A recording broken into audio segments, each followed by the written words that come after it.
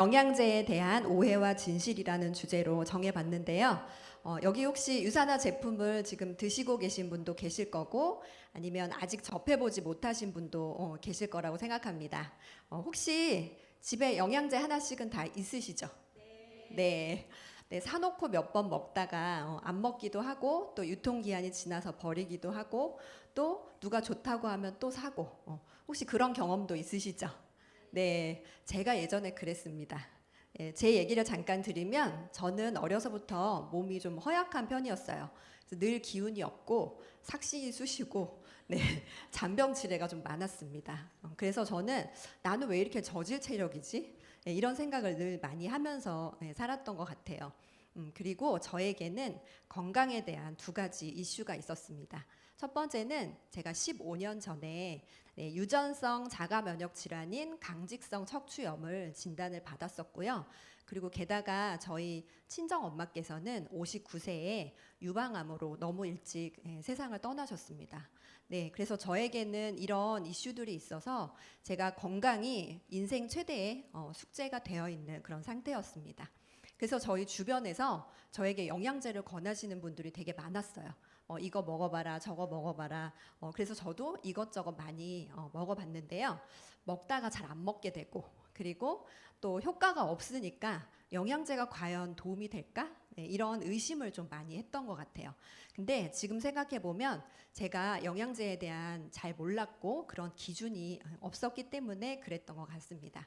자, 오늘은 제가 단순히 그냥 영양제 드세요라는 그런 얘기를 하는 게 아니라 영양제에 대한 오해와 진실을 속 시원히 파헤쳐보고 그리고 어떤 기준으로 골라야 하는지 그걸 알려드릴 거고 안전하게 오래 먹을 수 있는 제품은 어떤 차이가 있는지에 대해서 같이 살펴보도록 하겠습니다.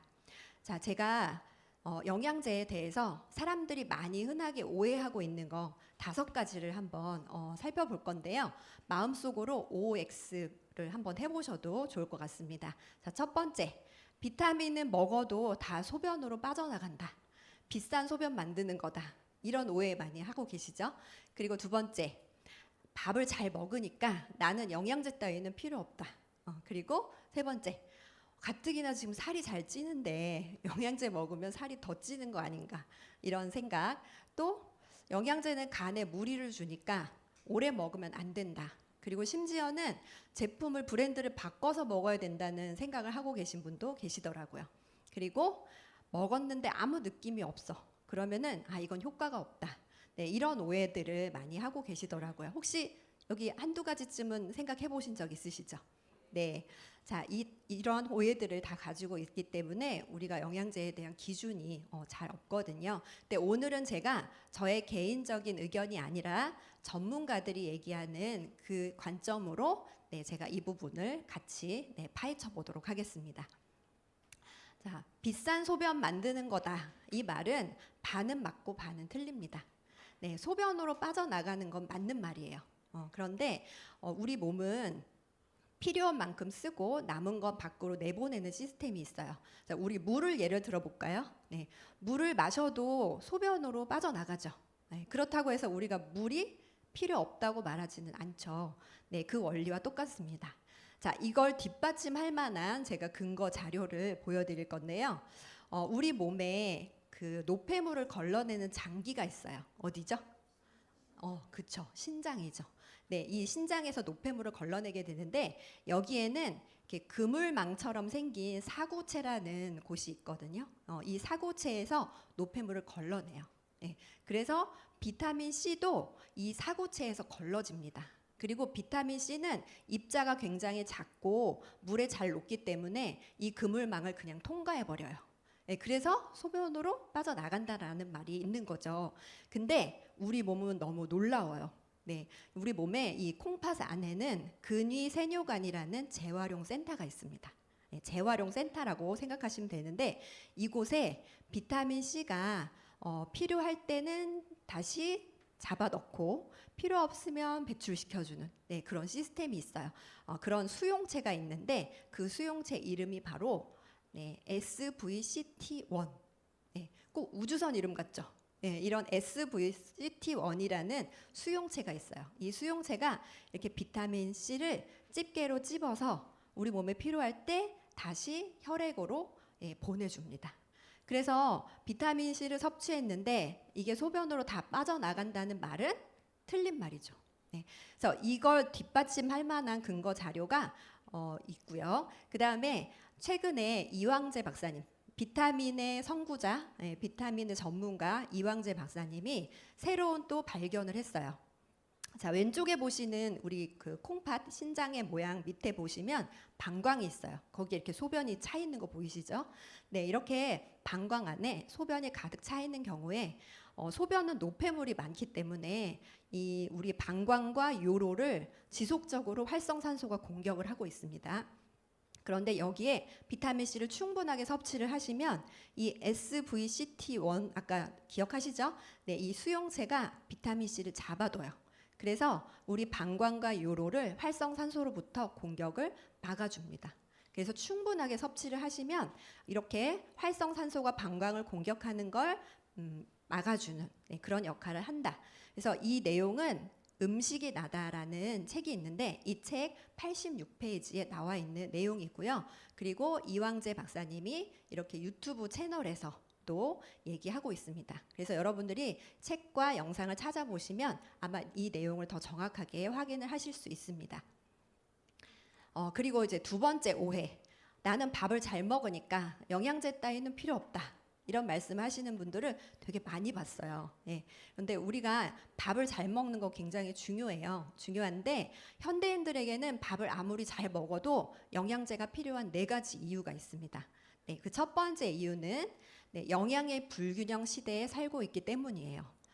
영양의 불균형이라는 거는 열량은 과잉인데 영양은 결핍이다. 이런 말인데요.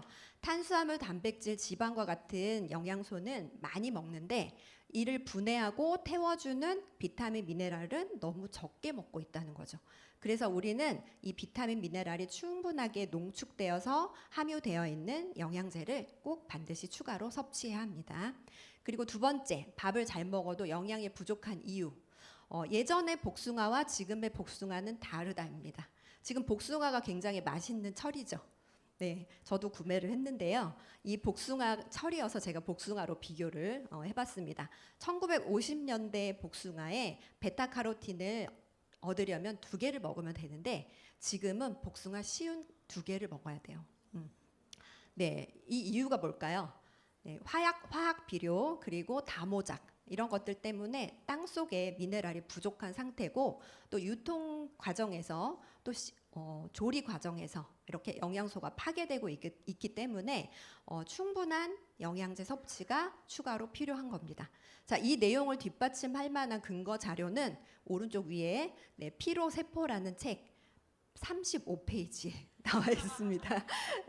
왜냐하면 제가 얘기하는 걸 안 믿으신 분들이 계시더라고요. 그래서 이걸 전문가들이 얘기하는 내용으로 근거 자료를 제가 가지고 왔습니다. 자, 여기서 잠깐 제가 이 피로세포라는 책을 쓴 저자를 잠깐 소개를 해드리려고 하는데요. 이동환 교수님, 이동환 박사님인데 이분이 영양의학 전문가이고 그리고 가정의학과 전문이면서 또 기능의학 1세대 이시고 그리고 아침마당 뭐 생로병사의 비밀 나는 몸신이다 이런 건강 프로그램들 아시죠? 거기에 굉장히 많이 출연을 하셨고 또 이런 책도 쓰고 또 교육하는 의사 이동환 TV라는 유튜브 채널도 운영을 하고 있어요. 그래서 이분이 이 피로세포라는 책을 썼는데 유산화 본사에서 이 내용이 너무 좋아서 이분을 초청을 해서 강연을 들은 적이 있어요. 근데 그 강연이 또 너무 좋아서 이번에 다시 재초청을 했습니다. 그래서 바로 내일이죠. 슈퍼 유산화 타임에 이 이동환 교수님이 나와서 강의를 해주세요. 그래서 이곳에 오셔서 들으셔도 되고 아니면 유튜브 라이브로 시청을 하셔도 됩니다. 그래서 반드시 들으셔서 꼭 건강에 도움이 되는 그런 시간 가지셨으면 좋겠고요.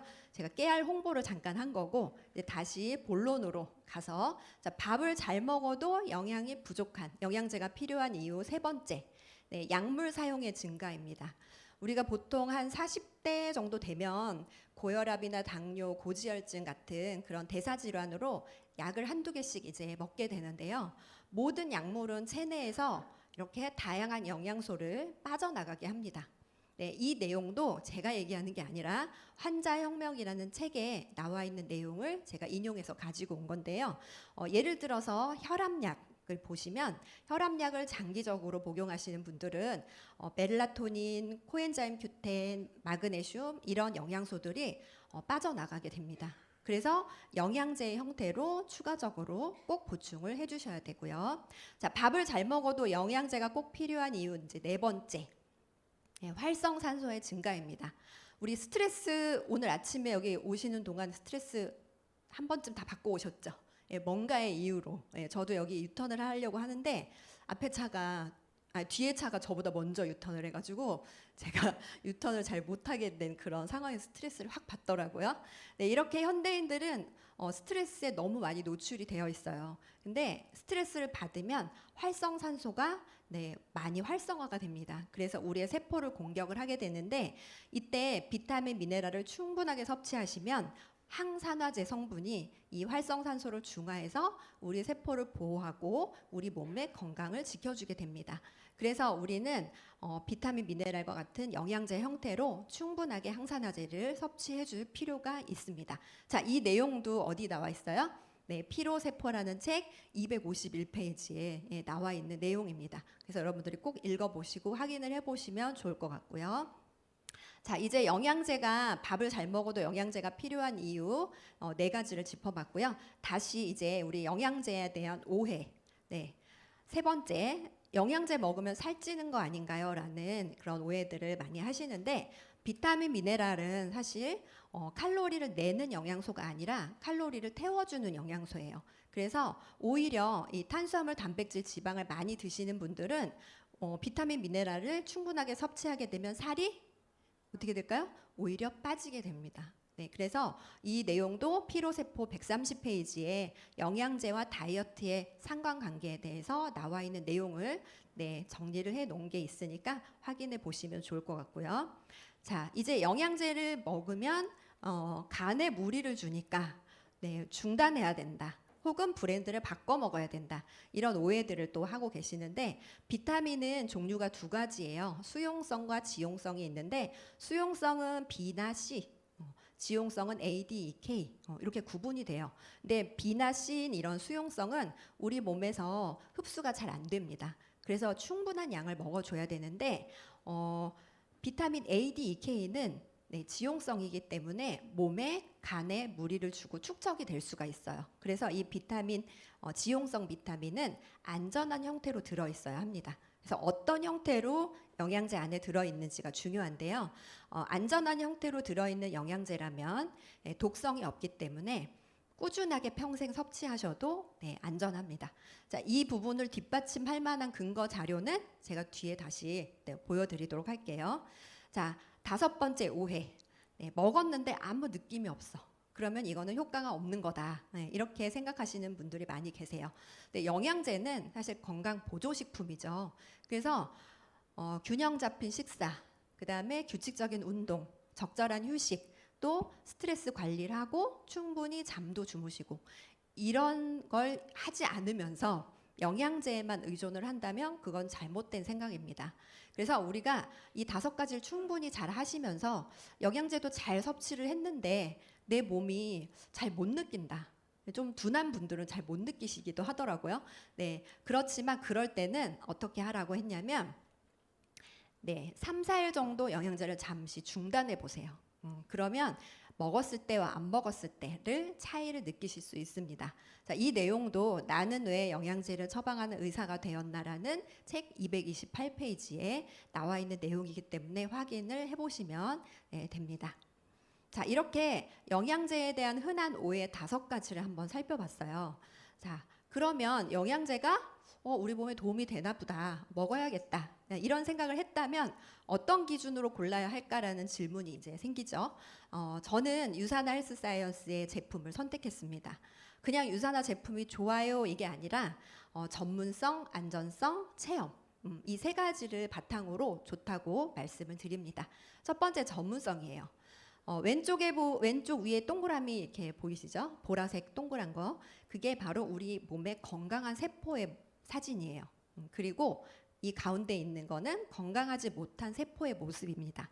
자, 여기에 영양제를 충분히 투여를 했더니 이 세포가 이렇게 건강한 모습으로 변화되더라. 자, 이 연구를 하신 분이 바로 유산화의 창립자인 닥터 마이런 웬츠 박사입니다. 네, 유산화는 세포 건강이라는 그 철학에서 출발을 했고요. 평생 세포를 연구해온 미생물학자, 면역학자인 마이런 웬츠 박사님으로부터 유산화 제품의 그런 가치와 비전이 담겨 있습니다. 그리고 이렇게 전문적인 제품이기 때문에 의사나 약사들이 의약품을 처방할 때 보는 처방전, 처방전에 유산화 제품이 다수 등재가 되어 있습니다. 왜 그러냐면 영양제잖아요. 근데 이게 약하고 비슷한 효능과 효과를 가지고 있기 때문에 처방전에 등재를 할 수 있던 겁니다. 그래서 전문가들도 이렇게 인정하는 그런 전문성 있는 제품이고요. 그리고 두 번째가 이제 안전성이에요. 제가 아까 앞에 영양제 오래 먹으면 간에 무리를 주니까 먹다가 끊어야 된다라는 의심, 오해 설명드릴 때 뒤에 다시 설명해 드린다고 말씀드렸죠. 그 근거 자료가 여기에 있는 거거든요. 자, 영양제는 매일 먹는 거기 때문에 사실 안전성이 곧 생명이죠. 그런데 시중에 나와 있는 제품들을 20년 넘도록 전 세계의 제품들을 다 수거해서 독성이 없이 안전한지, 그리고 영양소 함량은 충분한지, 그리고 생체에 잘 이용되는지를 조사해서 이렇게 영양제 비교 가이드북을 만들었습니다. 2003년도부터 지금까지 계속 출간이 되고 있는데요. 이 자료에 이렇게 시중에 나와 있는 우리가 알고 있는 많은 종합 영양제들이 비타민과 철분, 비타민 A와 철분 이런 부분에 대해서 안전성에 대해서 주의 경고 표시가 있는 걸 확인해 볼 수 있습니다. 자, 이 자료는 이렇게 전문가들이 책이나 영상 매체를 통해서 이 근거 자료, 이 책에 대해서 소개를 하고 있습니다. 그래서 유산화가 만든 책이 아니라 많은 의사, 약사들, 영양학자들이 영상을 통해서 소개를 하고 있는 그런 자료인데요. 여기에서 유산화가 20년이 넘는 지금까지 평가를 할 때마다 별 5개, 1위를 독점하고 있습니다. 안전성 면에서도 안전한 제품으로 그렇게 입증이 됐고요. 자, 다음은 저희 가족의 체험입니다.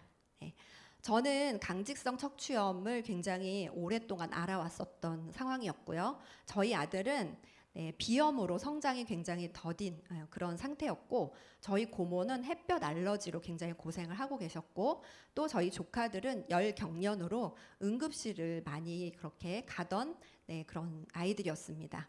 자, 저는 유산화 제품을 가지고 이렇게 주기적으로 독소를 배출하는 프로그램을 통해서 독소를 비우고, 그리고 전 제품으로 영양을 채우는 그런 평소 영양제 섭취하는 습관을 가지고 있고요. 그리고 이 강직성 척추염이 15년 전에 진단을 받았는데, 그때 제가 정상적인 생활을 할 수가 없었어요. 그러니까 걸어 다니지도 못할 정도로 통증이 심했거든요. 근데 이 유산화 제품으로 주기적으로 해독하고 관리를 하면서 염증 수치가 굉장히 많이 좋아졌고, 지금은 정상적인 생활을 하고 있습니다. 관리를 잘 되고 있고요. 그리고 저희 아들은 비염이 생후 50일 때 비염 진단을 받았어요. 그래서 7살 때까지 코 때문에 밤에 잠을 못 자고 밥도 잘 안 먹고 또래보다 굉장히 작은 아이였거든요. 근데 제가 8살 때, 저희 아들이 8살 때 유산화 제품을 만났어요. 그래서 그때 이렇게 이제 한 3개월에서 6개월 정도 꾸준하게 이제 섭취를 하게 됐고, 지금은 대학생이에요. 근데 지금까지도 한 번도 비염 증상이 나타나지 않았습니다. 어떻게 먹였냐면 어린이 종합 비타민, 유산이멀즈, 그리고 프로바이오틱 유산균, 또 바이오메가, 그리고 프로후라바놀 C300 이렇게 4가지 제품을 먹였는데요. 유산이멀즈는 어린이 영양제이기 때문에 씹어 먹거나 빨아 먹거나 이렇게 편하게 먹을 수 있고, 유산균은 분말이기 때문에 이렇게 털어서 먹으면 되고, 오메가3는 짜서 먹으면 되는데, 이 프로후라바놀 C300은 정제로 되어 있어서 아이가 삼킬 수가 없었어요. 그래서 제가 어떻게 했냐면 이렇게 시럽병에다가 넣어서 물이나 포도주스에 섞어가지고 녹여서 약 먹이듯이, 아이들 왜 병원에서 타온 약 먹일 때 저 시럽병에다 넣어서 먹이잖아요. 예, 코를 잡고 쭉 짜가지고 예, 안 먹으려고 하니까 그렇게 이제 먹였는데 이게 식물 성분이 많이 들어있기 때문에 한두 시간이면 녹아요. 네, 그래서 이렇게 먹였는데 대부분 제가 전달하는 분들한테 아이들 이렇게 먹여보세요라고 하면 엄마들이 며칠을 못 먹이시더라고요. 근데 저는 이거를 3개월을 먹였어요. 매일. 예, 그렇게 꾸준하게 먹이고 아이가 그때부터 갑자기 콧물이 더 많이 나는 거예요. 그래서 이게 어떻게 된 거지? 처음에는 조금 저도 의아해했는데 그게 안에 있던 염증들이 다 나오는 시기였더라고요. 그렇게 해서 한 6개월 이렇게 먹다 보니까 그 다음부터는 이제 지금까지도 예, 비염 증상이 나타나지 않습니다. 네, 이렇게 열심히 먹여서 저희 아들이 정말 잘 건강하게 그렇게 성장을 했고 그리고 저희 고모는 햇볕 알러지 때문에 여름에도 긴팔을 입고 그리고 양산 없이는 외출을 못 하시던 분이었어요. 근데 헬스팩 하나만 2달 정도 드셨는데 그때부터 햇빛 알러지가 없어져서 지금 몇 년 동안 제품을 네, 꾸준하게 애용하고 계십니다. 그리고 제가 전달했을 때 가장 좀 뿌듯했던 거는 저희 조카들이 늘 열 경련 때문에 응급실을 한 달에 몇 번씩 갔었거든요. 근데 이 아이들도 저희 아들처럼 똑같이 먹였어요. 그랬더니 네, 정말 건강하게 응급실을 끊고 정말 건강하게 잘 자라고 있습니다. 그리고 제가 유산화 제품을 전달한 많은 분들이 이렇게 건강한 가족들이 되어 계셔서 삶의 질을 다 향상시키셨습니다. 자, 이제 근데 아직도 이렇게 의심하고 오해하시는 분들도 계세요. 근데 그분들은 몰라서 그러는 거니까 제가 잘 알려드리고 네, 또 전달을 해드리고 있습니다.